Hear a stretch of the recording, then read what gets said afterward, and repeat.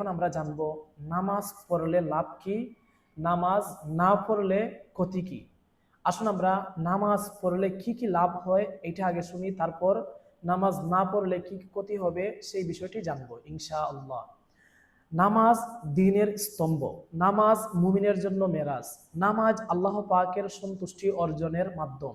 নামাজ পড়লে আল্লাহ পাকের রহমত অবতীর্ণ হয়, নামাজ পড়লে গুনাহ মাফ হয়, নামাজ বিভিন্ন রোগ থেকে বাঁচায়, নামাজ দোয়া কবুল হওয়ার মাধ্যম, নামাজ পড়লে আয় রোজগারে বরকত হয়, নামাজ অন্ধকার কবরের মধ্যে আলো স্বরূপ, নামাজ কবর ও জাহান্নামের আযাব থেকে রক্ষা করে, নামাজ বেহেশতের চাবি, নামাজ ফুল সিরাতের জন্য সহজতা, নামাজ প্রিয় নবী সাল্লাল্লাহু আলাইহি ওয়াসাল্লামের চোখের প্রশান্তি, নামাজি ব্যক্তি কিয়ামতের দিন প্রিয় নবী সাল্লাল্লাহু আলাইহি ওয়াসাল্লামের শাফাআত দ্বারা ধন্য হবে, নামাজি ব্যক্তিকে কিয়ামতের দিন ডান হাতে আমলনামা দেওয়া হবে।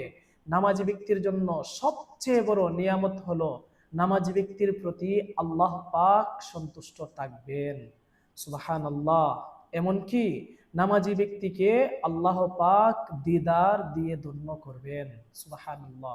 প্রিয় দর্শক, আসুন আমরা এখন জানবো নামাজ না পড়লে কি কি ক্ষতি হতে পারে।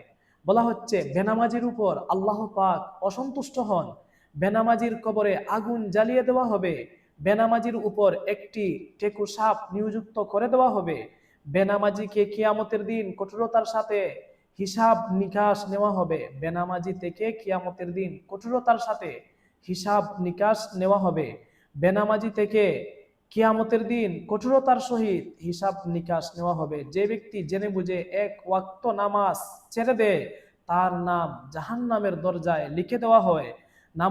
নামাজে অলসতাকারীকে কবর এমন ভাবে চাপ দিবে, একদিকের হাড়গুলোকে অন্যদিকে নিয়ে যাবে এবং একটি অপরটির সাথে মিশিয়ে দিবে। আল্লাহু আকবার। আল্লাহ পাক আমাদেরকে এগুলা ভয় করে আল্লাহ পাককে সন্তুষ্ট করার জন্য আমরা নিয়মিতভাবে সঠিকভাবে নামাজ আদায় করব ইনশাআল্লাহ আজ্জা ওয়া জাল।